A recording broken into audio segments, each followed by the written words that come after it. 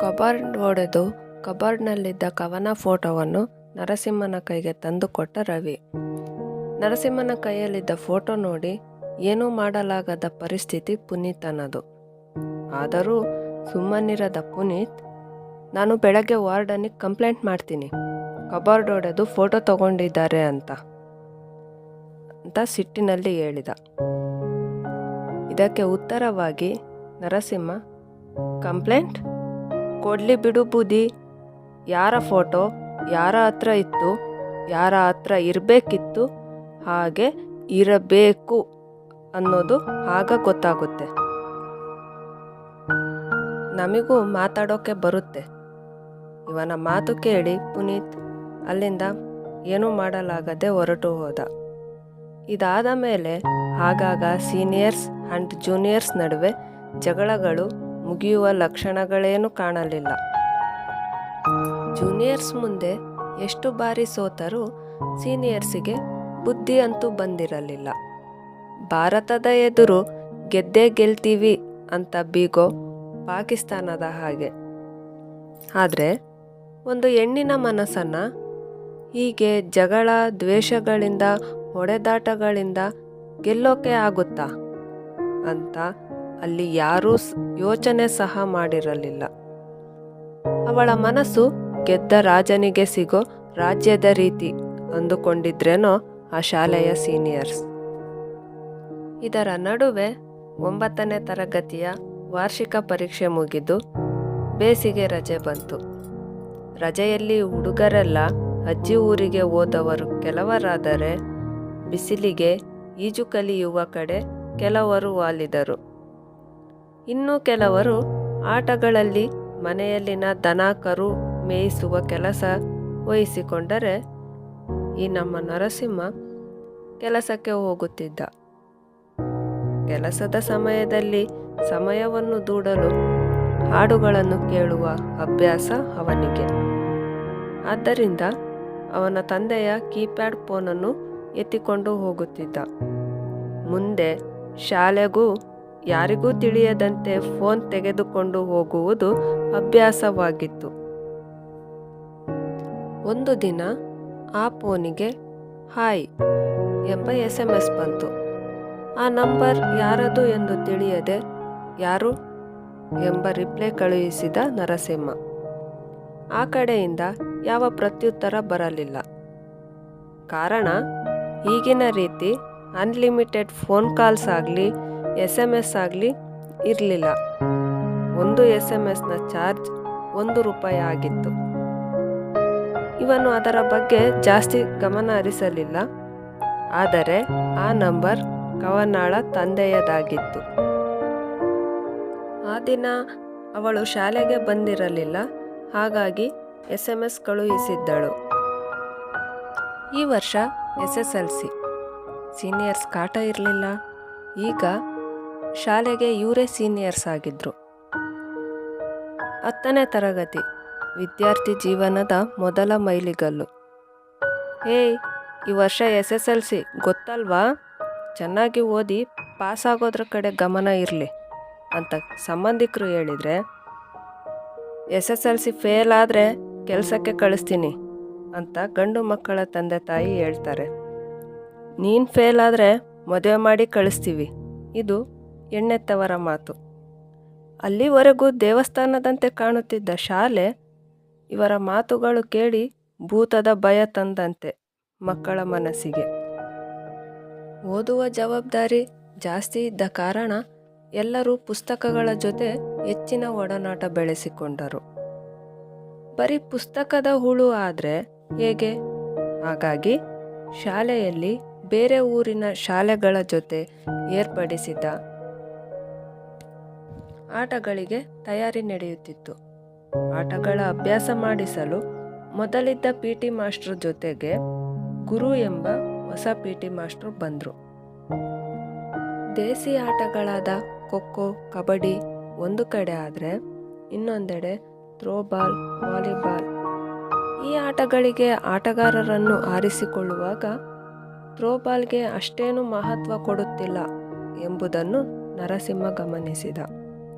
ಇದಕ್ಕಾಗಿ ಅವನೇ ಒಂದು ತಂಡವನ್ನು ಕಟ್ಟಿ ಪ್ರಾಕ್ಟೀಸ್ ನಡೆಸಿ ಕ್ರೀಡಾ ದಿನದಂದು ಸ್ಪೋರ್ಟ್ಸ್ ಈವೆಂಟ್ ಆ ದಿನ ಇವರ ಶಾಲೆ ಇರುವ ಹಳ್ಳಿ ಬಿಟ್ಟು ಮತ್ತೊಂದು ಹಳ್ಳಿಯ ಶಾಲೆಗೆ ಬಹುಮಾನಗಳ ನಿರೀಕ್ಷೆಯಲ್ಲಿ ಹೋದರು.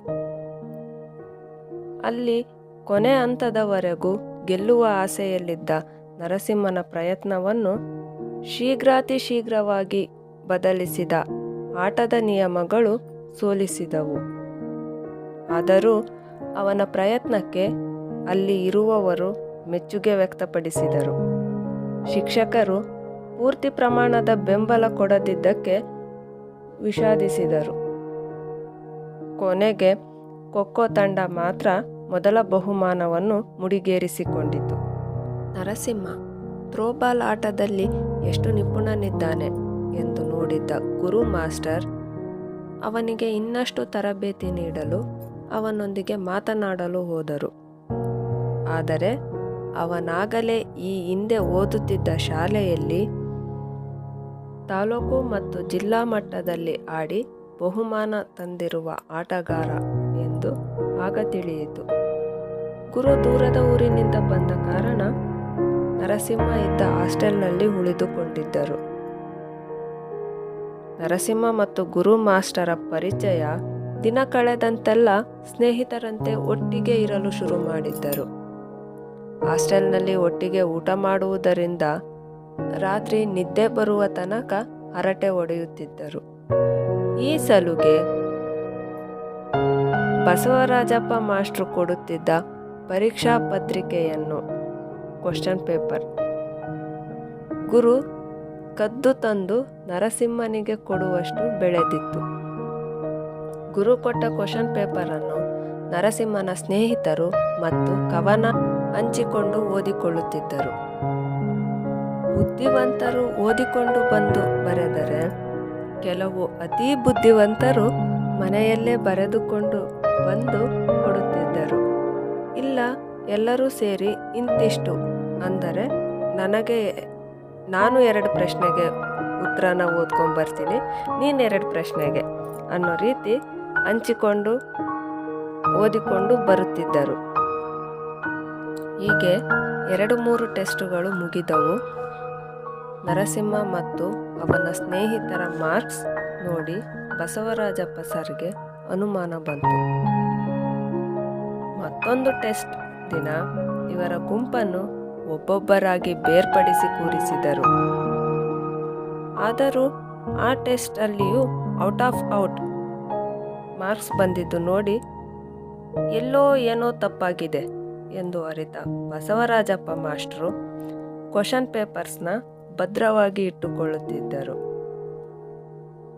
ಈ ವಿಚಾರ ನರಸಿಂಹನ ಗ್ಯಾಂಗಿಗೆ ತಿಳಿದ ಮೇಲೆ ನಂತರ ಬರೆದ ಟೆಸ್ಟ್ಗಳಲ್ಲಿ ಮಾರ್ಕ್ಸ್ ಒಬ್ಬರಿಗಿಂತ ಒಬ್ಬರದು ವ್ಯತ್ಯಾಸದಲ್ಲಿ ಬರತೊಡಗಿದವು. ಅಂದಿನಿಂದ ಬಸವರಾಜಪ್ಪ ಸರ್ ಇದರ ಬಗ್ಗೆ ಗಮನ ಕೊಡಲಿಲ್ಲ. ಒಂದು ದಿನ PT ಸರ್ ಗುರು ಕ್ಲಾಸ್ ತಗೊಂಡಿದ್ರು. ಕ್ಲಾಸಲ್ಲಿ ಎಲ್ರಿಗೂ ಕೆಲವು ಕ್ವಶನ್ಸ್ನ ಕೇಳ್ತಾ ಬಂದರು. ಕ್ವಶನ್ಗೆ ಹೆಚ್ಚಿನ ಸಂಖ್ಯೆಯಲ್ಲಿ ವಿದ್ಯಾರ್ಥಿಗಳು ಆನ್ಸರ್ ಮಾಡಿಲ್ಲ ಅಂತ ಪ್ರತಿಯೊಬ್ಬರಿಗೂ ಓಡಿದ್ರು. ಸಂಜೆ ಹಾಸ್ಟೆಲ್ಗೆ ಹೋದಾಗ ಕೋಪದಲ್ಲಿರೋ ನರಸಿಂಹನ ಮುಖ ನೋಡಿ ಏನಾಯ್ತೋ ನಿಂಗೆ ಅಂತ ಕೇಳಿದ್ರು. ನೀವು ಕವನಕ್ಕೆ ಯಾಕೆ ಹೊಡೆದಿದ್ದು ಅಂತ ಕೇಳಿದ ನರಸಿಂಹ. ಓಹೋ, ಇದನ್ನೆಲ್ಲ ನೀನು ನನ್ನ ಕೇಳೋ ಹಾಗಾಗಿದೆಯಾ? ನಾನು ಇಲ್ಲಿ ನಿಮ್ಮ ಮಾಸ್ಟ್ರು ಅಂತ ಗೊತ್ತು ತಾನೆ ಎಂದ ಗುರು. ನೀವು ಯಾರಾದರೂ ಆಗಿರಿ, ನನ್ನ ಮುಂದೆ ಅವಳಿಗೆ ಹೊಡೆಯೋ ಆಗಿಲ್ಲ ಅಷ್ಟೇ ಎಂದ ನರಸಿಂಹ. ಇದನ್ನು ಕೇಳಿದ ನಂತರ ಅಲ್ಲಿ ಏನೂ ಮಾತನಾಡಲಿಲ್ಲ ಗುರು. ಆದರೆ ಪ್ರತಿದಿನ ಕವನಾಳನ್ನೇ ಟಾರ್ಗೆಟ್ ಮಾಡಿ ಕೆಲಸಗಳನ್ನು ಹೇಳೋದು, ಪ್ರಶ್ನೆಗಳನ್ನು ಕೇಳೋದು, ಉತ್ತರ ಸರಿ ಇದ್ರೂ ತಪ್ಪು ಹುಡುಕಿ ಅವಳನ್ನೇ ಬೈಯೋದು. ಅದು ನರಸಿಂಹನ ಮುಂದೆ. ಹೇಳಿದ್ದು ಮಾಡೋಕ್ಕೆ ಬರಲ್ಲ, ಬೇರೆಲ್ಲ ಮಾಡೋಕ್ಕೆ ಬರುತ್ತೆ ಅಲ್ವಾ? ಇದನ್ನು ಕೇಳಿಯೂ ಅದೇಕೋ ಏನೂ ಮಾತನಾಡದೆ ಹೋದ ನರಸಿಂಹ. ಹೀಗಿರುವಾಗ ಒಂದು ಶನಿವಾರ ಮತ್ತು ಭಾನುವಾರ ಹಾಸ್ಟೆಲ್ಗೆ ರಜೆ ಇದೆ ಎಂದು ಊರಿಗೆ ಹೋದ. ರಜೆ ಮುಗಿಸಿಕೊಂಡು ಸೋಮವಾರ ಅಪ್ಪನ ಬೈಕಿನಲ್ಲಿ ಬಸವರಾಜಪ್ಪನನ್ನು ಕರೆದುಕೊಂಡು ಶಾಲೆಗೆ ಬಂದ. ಶಾಲೆಯ ಗೇಟಿನಲ್ಲಿ ಅವರನ್ನು ಇಳಿಸಿ, ಇಲ್ಲೇ ಇರು ಮಾವ, ಫ್ರೆಂಡ್ಸ್ನ ಕರ್ಕೊಂಡು ಬರ್ತೀನಿ ಎಂದು ಹೇಳಿ ಅಲ್ಲಿಂದ ಹೋದ. ಹಿಂದೆ ನಡೆದುಕೊಂಡು ಬರುತ್ತಿದ್ದ ತನ್ನ ಸ್ನೇಹಿತರನ್ನು ಕರೆದುಕೊಂಡು ಬರೋದ್ರೊಳಗೆ ಮಾಸ್ಟ್ರು ಶಾಲೆ ಒಳಗೆ ಹೋಗಿದ್ರು. ಬೈಕಲ್ಲಿ ಬಂದ ನರಸಿಂಹನನ್ನು ನೋಡಿದ ಗುರು, ಏಯ್ ಬಾರೋ ಇಲ್ಲಿ, ಬೈಕ್ ಸ್ಕೂಲ್ ಕಾಂಪೌಂಡ್ ಒಳಗೆ ತರೋ ಹಾಗಿಲ್ಲ, ಹೊರಗೆ ಬಿಟ್ಟು ಬರಬೇಕು ಎಂದು ಜೋರು ಧ್ವನಿಯಲ್ಲಿ ಆದೇಶಿಸುವಂತೆ ಹೇಳಿದ. ಬಸವರಾಜಪ್ಪ ಇವರ ಹತ್ತಿರ ಬರುತ್ತಿರುವುದನ್ನು ಗಮನಿಸದ ಗುರು ಮತ್ತು ನರಸಿಂಹ ಏರು ಧ್ವನಿಯಲ್ಲಿ ಮಾತನಾಡುತ್ತಿದ್ದರು. ಗುರು ಹೇಳಿದ ಮಾತಿಗೆ ನರಸಿಂಹ ಕೋಪದಿಂದ, ಯಾಕೆ ತರಬಾರ್ದು, ಇಷ್ಟು ದಿನ ಇಲ್ಲದೆ ಇರೋ ರೂಲ್ಸ್ ಇವಾಗೇನುಕ್ಕೆ ಎಂದು ಕೇಳಿದ. ಅಷ್ಟರಲ್ಲಿ ಹತ್ತಿರ ಬಂದ ಬಸವರಾಜಪ್ಪ, ಯಾಕೆ, ಏನಾಯ್ತು ಎಂದು ನರಸಿಂಹನನ್ನು ಕೇಳಿದರು. ನೋಡಿ ಸರ್, ಬೈಕ್ ಕಾಂಪೌಂಡ್ ಒಳಗೆ ತರೋ ಹಾಗಿಲ್ವಂತೆ, ಹೊಸ ರೂಲ್ಸ ಇದು ಎಂದ ನರಸಿಂಹ. ಇದಕ್ಕೆ ಪ್ರತಿಯಾಗಿ ಗುರು, ಇಲ್ಲಿ ನಾನು ಹೇಳಿದ್ದೆ ರೂಲ್ಸ್, ಒಳಗೆ ಯಾರೂ ಬೈಕ್ ತರೋಂಗಿಲ್ಲ ಎಂದನು. ಇದನ್ನು ಕೇಳಿದ ಮಾಸ್ಟ್ರು, ಏನ್ರೋ ತುಗಲಕಾಳುವಿಕೆನಾ ಇದು ಎಂದು ಹೇಳುತ್ತಾ ನರಸಿಂಹನ ಕಡೆ ನೋಡಿ, ಹೋಗೋ ನೀನು, ಅಲ್ಲಿ ಗಾಡಿ ನಿಲ್ಲಿಸಿ ಒಳಗೋಗು ಎಂದರು. ಇದನ್ನು ಕೇಳಿಯೂ ಕೇಳಿಸದಂತೆ ನರಸಿಂಹನ ನಿಜ ಸ್ವರೂಪ ತಿಳಿಯದೆ ಗುರು, ಏಯ್ ಇಲ್ಲಿ ಗಾಡಿ ನಿಲ್ಲಿಸಬೇಡ, ಹೊರಗೆ ಬಿಟ್ಟು ಬಾ ಎಂದು ಹೇಳಿದ. ಈ ಮಾತನ್ನು ಕೇಳಿಯೂ ಒಳಗೆ ಗಾಡಿ ಪಾರ್ಕ್ ಮಾಡಿದ ನರಸಿಂಹ, ಅದೇನು ಮಾಡ್ಕೋತೀಯ ಮಾಡ್ಕೊ ಎಂದು ಹೇಳಿ ಒಳಗಡೆ ಹೋದ. ಈ ಘಟನೆ ನಡೆದ ನಂತರ ಇವರಿಬ್ಬರ ಮಧ್ಯೆ ಇಷ್ಟು ದಿನ ಇದ್ದ ಸ್ನೇಹ ಆಗಲಿ ಸಲುಗೆ ಆಗಲಿ ಎಲ್ಲ ಕಳೆದು ಹೋಗಿ ಉಳಿದಿರುವುದು ಬರೀ ದ್ವೇಷ ಎಂಬಂತೆ ಗುರು ನರಸಿಂಹನನ್ನು ವೈರಿಯಂತೆ ನೋಡಲು ಶುರು ಮಾಡಿದ್ದ. ಗುರುವಿನ ಈ ಬದಲಾವಣೆಗೆ ಕಾರಣ ಹುಡುಕಿದಾಗ ನರಸಿಂಹನಿಗೆ ಸಂತುವಿನ ಹೆಸರು ಕೇಳಿ ಬಂತು. ಇಷ್ಟೊಂದು ಹತ್ರ ಆಗಿದ್ದ ಗುರು ಸಂತುವಿನ ಮಾತಿಗೆ ಬದಲಾಗೋಕೆ ಸಾಧ್ಯನಾ ಅಂತ ಯೋಚನೆ ಮಾಡಿದಾಗ ಗಮನಕ್ಕೆ ಬಂದಿದ್ದು ಅವರಿಬ್ಬರದು ಒಂದೇ ಜಾತಿ ಎಂಬುದು. ಮಕ್ಕಳಿಗೆ ಜಾತ್ಯತೀತ ಪಾಠ ಹೇಳಿಕೊಡಬೇಕಿದ್ದ ಶಿಕ್ಷಕರೇ ಜಾತಿ ಹೆಸರಲ್ಲಿ ಒಳ್ಳೆ ಸ್ನೇಹನ ಮತ್ತು ಸ್ನೇಹಿತನನ್ನ ಕಳೆದುಕೊಂಡಿದ್ರು. ಆದರೂ ಈ ಜಾತಿ ಅನ್ನೋ ಜ್ವಾಲೆ ಯಾರನ್ನ ತಾನೇ ಸುಡದೆ ಸುಮ್ಮನೆ ಬಿಟ್ಟಿದೆ ಹೇಳಿ? ಎಷ್ಟೋ ಪ್ರೇಮಿಗಳನ್ನ ದೂರ ಮಾಡಿದೆ. ವೋಟ್ ಬ್ಯಾಂಕ್ ತುಂಬಿಸಿಕೊಳ್ಳಲು ರಾಜಕಾರಣಿಗಳ ಜಾತಿ ಭಾಷಣ ಪ್ರಜೆಗಳ ಸಾಮರಸ್ಯವನ್ನು ಕಸಿದಿದೆ. ಇತ್ತೀಚೆಗೆ ದೇಶದ ಶಾಂತಿಯನ್ನೇ ಹಾಳು ಮಾಡಿರುವ ಜಾತಿಯ ಜ್ವಾಲೆ ಒಂದು ಸ್ನೇಹವನ್ನ ಹಾಳು ಮಾಡದೇ ಇರುತ್ತಾ ಹೇಳಿ? ನೀವು ಯಾವುದಕ್ಕಾದರೂ ಬದಲಾಗಿರಿ, ನಮ್ಮನ್ನೇನು ಮಾಡೋಕ್ಕಾಗಲ್ಲ ಅನ್ನೋ ರೀತಿ ಇತ್ತು ನರಸಿಂಹನ ನಡವಳಿಕೆ. ಒಂದು ದಿನ PT ಪೀರಿಯಡ್ನಲ್ಲಿ ಎಲ್ಲರನ್ನೂ ಆಟವಾಡಲು ಕಳುಹಿಸಿದ್ದರು.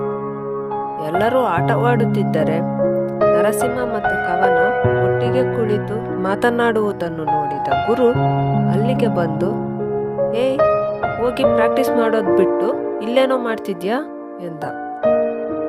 ಅದು ನನ್ನಿಷ್ಟ, ನೀನ್ಯಾರು ಕೇಳೋಕ್ಕೆ ಎಂದ ನರಸಿಂಹ.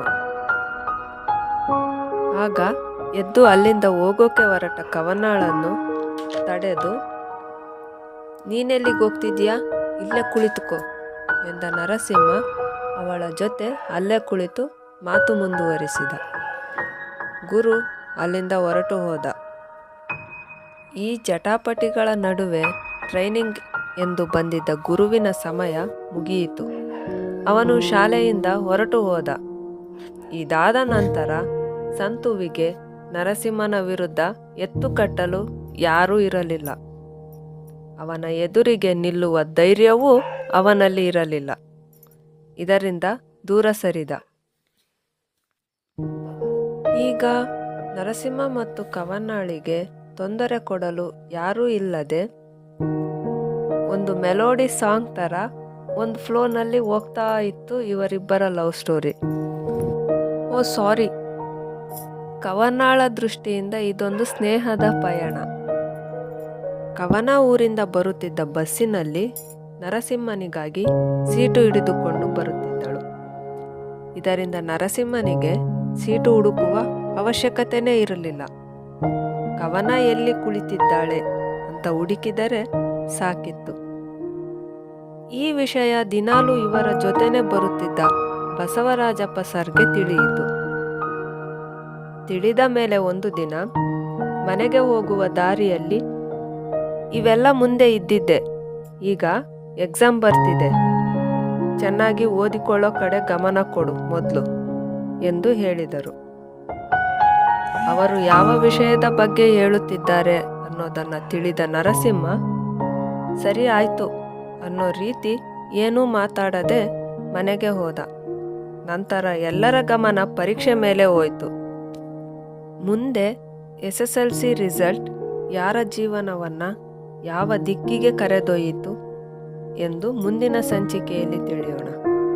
ಮುಂದೇನಾಯ್ತು ಅನ್ನೋ ಕುತೂಹಲ ನಿಮ್ಮಲ್ಲಿದ್ದರೆ ನಿಮ್ಮ ಆತ್ಮೀಯ ಪರಿಶ್ರಮ ಚಾನಲ್ನ ಸಬ್ಸ್ಕ್ರೈಬ್ ಮಾಡ್ಕೊಳ್ಳೋದನ್ನು ಮರಿಬೇಡಿ. ಎಲ್ರಿಗೂ ನಮಸ್ಕಾರ.